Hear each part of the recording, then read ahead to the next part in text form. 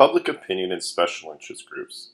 Now, this is the part of politics that get a little bit interesting, to say the least. So the factors that affect public opinion are mass media, public officials, and interest groups. Mass media being the easiest to understand, television, newspapers, internet, and social media impact all of our daily lives. Public officials try to sway what you think and what you feel and your opinion on issues. And then interest groups try to affect public opinion by making the public aware of issues through rallies, protests, talking to public officials, by making their interests known.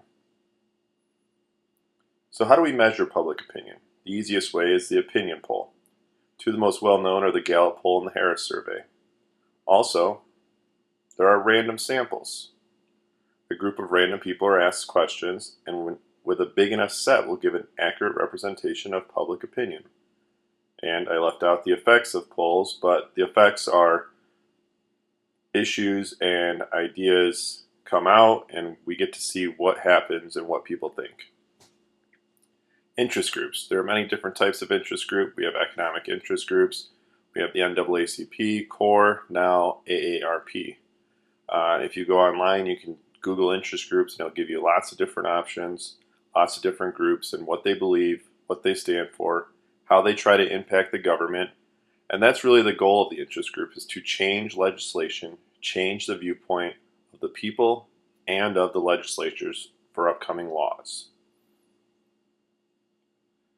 Interest group techniques. One would be endorsements, by having a famous person be a part of a commercial or a campaign to change a law. Stacked cards. That would be getting as many people in the same group as you. The bandwagon, trying to get people to join up.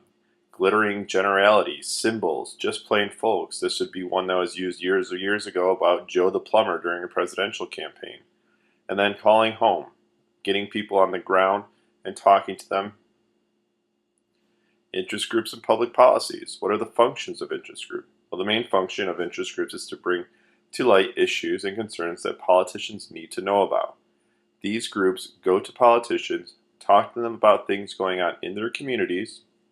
Many times these interest groups represent a business and might be trying to sway public opinion based on the business that they represent and the laws that they're trying to get created.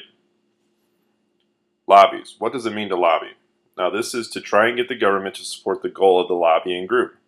Many times one of the largest lobbying groups is the tobacco industry. They have many lobbyists that go to state legislatures and the Congress and try to get laws that protect the interests of the tobacco producing companies. Now, this would be a negative lobbying group, but at the same time they have just as much right to be in Washington and other state legislatures. Continuing lobbying. This happens on all levels of government, local, state, and federal. Lobbyists will go to anywhere where laws are being made to make sure that their group is being represented. No matter what group it may be, there's a lobbyist for them.